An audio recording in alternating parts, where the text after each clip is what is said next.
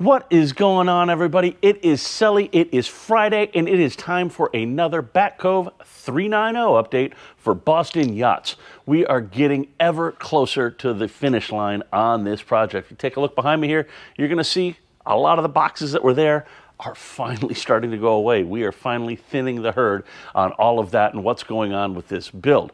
That's twofold. We're getting a lot of stuff installed, but we're also getting a lot of things inside the boat because it is going to be leaving here on Monday morning. It is going to be heading for the water. We're going to get this boat into the water and we're going to mark the true water line for this boat. Normally when you're doing a water line like this, you just kind of go 1 inch or 2 inch down below this boot stripe here and you call it good.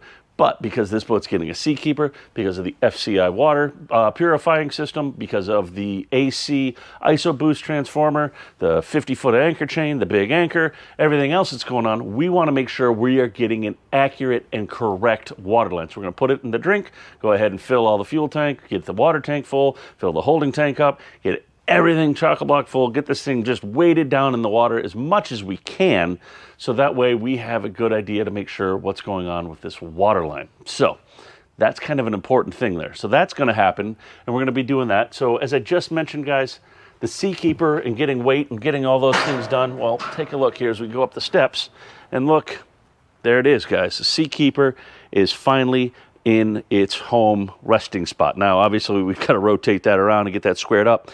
Corey actually has that on blocks right now because we are drilling and tapping the holes. This boat came Seakeeper ready. So as we take a look in there, you can kind of see some of the holes that have already been drilled out.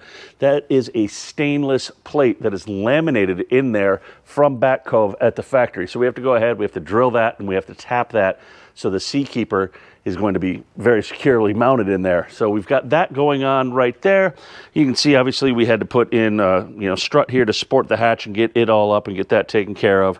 I've already talked about some of the other things we've got going on in there with our charge controller for the solar panels, some of our Lumishore lights, and all of that stuff. So we're making inroads in here, guys. Like I said, this is actually going to get filled up more. The FCI is going to be going in there, and the AC ISO boost transformer is also going to be going in there. So we've got a lot to go on still in there, but it's getting there. So now let's make our way forward on the boat as we get into here, and you're going to see TJ starting to get more things squared away on here as we make our way to this mid area here. We talked about this in a couple of the earlier episodes of being able to have the control functionality on board the boat, but not necessarily have to have your MFD on. In this case, it's going to be the Furuno system. Want to be able to just have access to everything right here. So we have our Seakeeper display right here. We've got our FCI display right here, our Fisher Panda. We've got our Fusion stereo, and we've got our Lumishore lights controller right here. So we've got our manual switches for our Lumishore lights, and then we can also go into here and change them, change colors, do all that kind of fun stuff with it as well. So all of that's going on. We take a look underneath here. You're going to see we've actually had to add an additional outlet receptacle area because we've got an Apple TV, a Roku TV, and the actual TV itself has to get installed there. So every one of these TVs needed additional outlets because it's not just the Apple TV. We're going to do the Roku as well. So we've got all of that going on. And then let's climb down into here, guys. Bear with me as we make the transition. As we go down here, you're going to start to see, once we get down into this space here, TJ has been hard at work getting this all buttoned up. So, guys, take a look here. Everything is starting to come together in here. You'll see we've got the conduit going in through here to keep everything nicely dressed. You see our Lumishore is actually online right there with our Lumalink. We have our EOS connector for our forward bow underwater lights. And if you guys take a look here, you're going to see all of our strip light drivers and courtesy light drivers, and everything is nicely labeled and connected. And you guys are going to see here, we actually have these stacked on top of each other, but we go ahead and we put a spacer here, so that way there's heat off of these things. We don't put them on top of each other. We allow airspace so that they can breathe.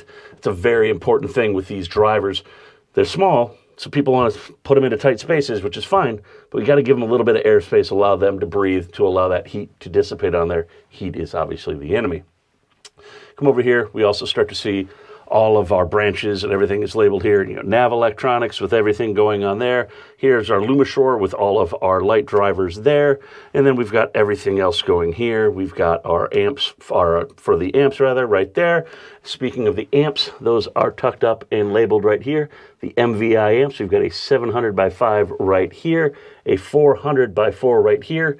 So JL should, I think they're coming tentatively end of the month. We're going to dial it in with them and make sure we've got this thing sounding just nice, perfect. So we've got that going on. We've also gone ahead, we've got our PepWave box right here for the antenna.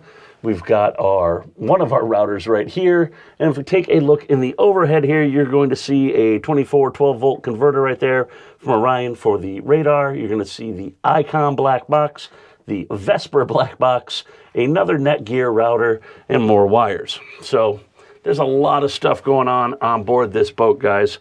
And it's starting to finally come together. We're getting things in. Still waiting on a couple of pieces, parts, widgets, and wingdings, but they're coming together.